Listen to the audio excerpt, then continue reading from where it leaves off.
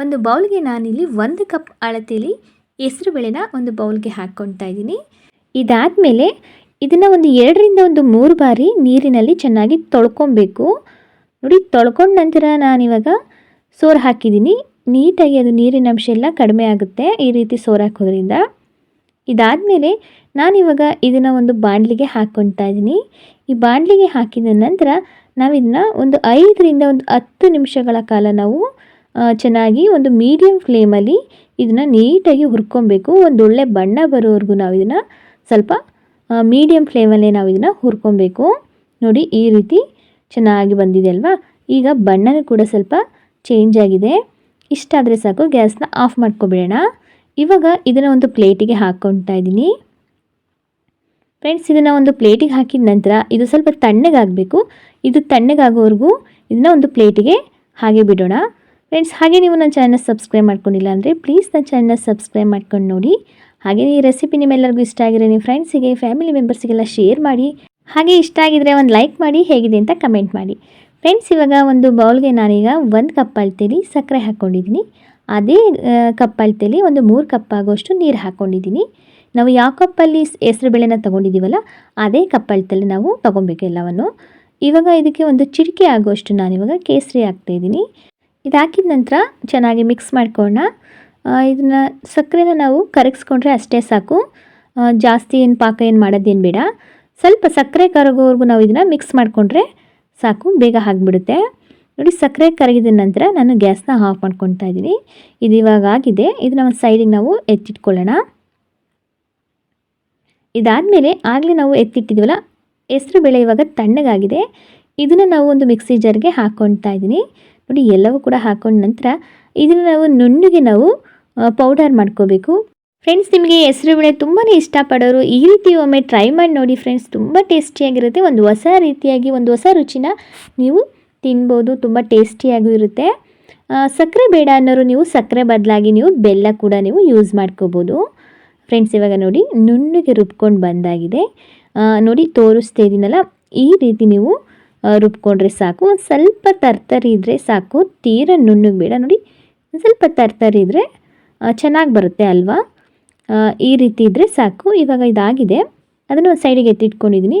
ಇವಾಗ ಒಂದು ಪ್ಯಾನ್ಗೆ ನಾನು ಇವಾಗ 1 ಟೇಬಲ್ ಸ್ಪೂನ್ ಆಗೋಷ್ಟು ತುಪ್ಪ ಹಾಕ್ಕೊತಾ ಇದ್ದೀನಿ. ನೋಡಿ, ತುಪ್ಪ ಸ್ವಲ್ಪ ಕರಗಿದ ನಂತರ ನನಗೆ ಬಾದಾಮಿ ಹಾಗೆ ಗೋಡಂಬಿನ ಹಾಕ್ಕೊತಾ ಇದ್ದೀನಿ. ದ್ರಾಕ್ಷಿ ಇದ್ದರೆ ದ್ರಾಕ್ಷಿ ಕೂಡ ಯೂಸ್ ಮಾಡ್ಬೋದು. ನಿಮಗೆ ಡ್ರೈ ಫ್ರೂಟ್ಸ್ ಸ್ವಲ್ಪ ಜಾಸ್ತಿ ಬೇಕಾದರೂ ಕೂಡ ಹಾಕೋಬೋದು. ನಾನು ಸ್ವಲ್ಪ ಹಾಕ್ಕೊಂಡಿದ್ದೀನಿ.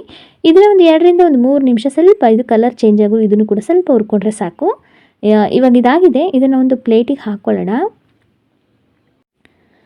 ಫ್ರೆಂಡ್ಸ್, ಇವಾಗ 1 ಕಪ್ ಆಗೋಷ್ಟು ತುಪ್ಪ ಮತ್ತು ಎಣ್ಣೆನ ಮಿಕ್ಸ್ ಮಾಡ್ಕೊಂಡು ಹಾಕ್ಕೊಂಡಿದ್ದೀನಿ. ಇವಾಗ ಇದು ಹಾಕಿದ ನಂತರ ನಾನಿವಾಗ 1 ಟೇಬಲ್ ಸ್ಪೂನ್ ಆಗೋಷ್ಟು ರವೆ ಹಾಕ್ಕೊತಾ ಇದ್ದೀನಿ. ನೋಡಿ, ಸ್ವಲ್ಪ ಚೆನ್ನಾಗಿ ಕರಗಿದ ನಂತರ ರವೆ ಹಾಕ್ಕೊತಾ ಇದ್ದೀನಿ. ಹಾಗೆ 1 ಟೇಬಲ್ ಸ್ಪೂನ್ ಆಗೋಷ್ಟು ಕಡಲೆ ಹಿಟ್ಟನ್ನು ಕೂಡ ಹಾಕ್ಕೊತಾ ಇದ್ದೀನಿ. ಇವೆರಡು ಹಾಕೋದ್ರಿಂದ ತುಂಬಾ ಟೇಸ್ಟಿಯಾಗಿ ಬರುತ್ತೆ.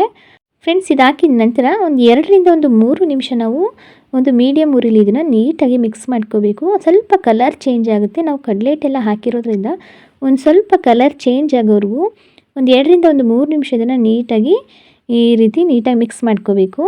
ಇದಾದಮೇಲೆ ಆಗಲೇ ನಾವು ರುಬ್ಬಿಟ್ಟಿದ್ದೀವಲ್ಲ ಹೆಸರುಬೇಳೆ ಪೌಡರ್ನ ನಾನೀಗ ಹಾಕ್ಕೊತಾ ಇದ್ದೀನಿ. ನೋಡಿ, ಎಲ್ಲವೂ ಕೂಡ ಹಾಕ್ಕೊಂಡಾಗಿದೆ. ಇದನ್ನು ಒಂದು ಮೀಡಿಯಮ್ ಉರಿಲೇ ನಾವು ಈ ರೀತಿ ಮಿಕ್ಸ್ ಮಾಡ್ಕೊತಾ ಬರಬೇಕು. ಇದು ಕೂಡ ಅಷ್ಟೇ, ಒಂದು ಸ್ವಲ್ಪ ಒಂದು 5ರಿಂದ 10 ನಿಮಿಷಗಳ ಕಾಲ ಈ ರೀತಿ ತುಪ್ಪದಲ್ಲೇ ಈ ರೀತಿ ಮಿಕ್ಸ್ ಮಾಡ್ಕೋಬೇಕು.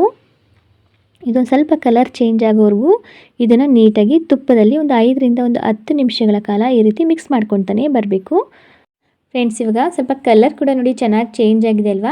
ಇವಾಗ ನಾವು ಆಗಲೇ ಎತ್ತಿಟ್ಟಿದ್ದೀವಲ್ಲ ಸಕ್ಕರೆ ನೀರನ್ನ ನಾನು ಇದಕ್ಕೆ ಹಾಕ್ಕೊತಾ ಇದ್ದೀನಿ. ಸ್ವಲ್ಪ ಸ್ವಲ್ಪನೇ ಹಾಕ್ಬಿಟ್ಟು ಈ ಥರ ಮಿಕ್ಸ್ ಮಾಡ್ಕೋಬೇಕು. ಒಂದೇ ಸತಿ ಹಾಕಕ್ಕೆ ಹೋಗ್ಬಿಡಿ.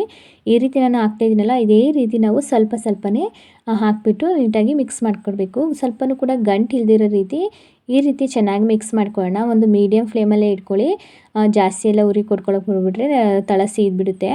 ಲೋ ಫ್ಲೇಮು ಅಥವಾ ಮೀಡಿಯಮ್ ಫ್ಲೇಮಲ್ಲೇ ಈ ಥರ ಮಿಕ್ಸ್ ಮಾಡ್ಕೋಬೇಕು. ನೋಡಿ ಎಷ್ಟು ಚೆನ್ನಾಗಿ ಬಂದಿದೆ ಅಂತ. ಈ ರೀತಿ ಚೆನ್ನಾಗಿ ಮಿಕ್ಸ್ ಮಾಡ್ಕೋಬೇಕು. ಅದು ನೀಟಾಗಿ ಈ ಥರ ಗಟ್ಟಿ ಬರೋವರೆಗೂ ಗಟ್ಟಿ ಬಂದ ನಂತರ ಅದು ನೋಡಿ ತಳ ನೀಟಾಗಿ ಚೆನ್ನಾಗಿ ಬಿಟ್ಟಿದೆ ಅಲ್ವಾ, ಅಲ್ಲಿವರೆಗೂ ಮಿಕ್ಸ್ ಮಾಡಿಕೊಂಡ್ರೆ ಸಾಕು. ಇವಾಗ ಸ್ವಲ್ಪ ಏಲಕ್ಕಿ ಪುಡಿನ ಹಾಕ್ಕೊಳ್ತಾ ಇದ್ದೀನಿ. ಹಾಗೆ ಆಗಲೇ ನಾವು ಎತ್ತಿದ್ದೀವಲ್ಲ ಡ್ರೈ ಫ್ರೂಟ್ಸ್ನ ಕೂಡ ಇದಕ್ಕೆ ಸೇರಿಸ್ತಾ ಇದ್ದೀನಿ. ಅದನ್ನು ಹಾಕಿಬಿಟ್ಟು ಚೆನ್ನಾಗಿ ಒಂದು 2ರಿಂದ 3 ನಿಮಿಷ ಮತ್ತೆ ನಾನು ಮಿಕ್ಸ್ ಮಾಡ್ಕೊಳ್ತಾ ಇದ್ದೀನಿ. ಮತ್ತೇನು ತುಪ್ಪ ಏನು ಆ್ಯಡ್ ಮಾಡೋದೇನು ಬೇಡ. ಆಗಲೇ ನಾವು 1 ಕಪ್ ಆಗೋಷ್ಟು ಹಾಕಿರೋದ್ರಿಂದ ಅಷ್ಟೇ ಸಾಕು. ಇವಾಗ ನೋಡಿ ನೀಟಾಗಿ ಮಿಕ್ಸ್ ಮಾಡ್ಕೊಳ್ಳೋಣ. ತುಂಬ ಟೇಸ್ಟಿಯಾಗಿರುತ್ತೆ ಫ್ರೆಂಡ್ಸ್. ಹಾಗೆ ಒಂದು ಒಳ್ಳೆ ಘಮ ಕೂಡ ಬರುತ್ತೆ. ಹೆಸರುಬೇಳೆ ಎಲ್ಲ ಹಾಕಿ ಮಾಡಿರೋದ್ರಿಂದ ತುಂಬಾ ರುಚಿಯಾಗಿರುತ್ತೆ. ಆರೋಗ್ಯಕ್ಕೂ ಕೂಡ ತುಂಬಾ ಒಳ್ಳೆಯದು.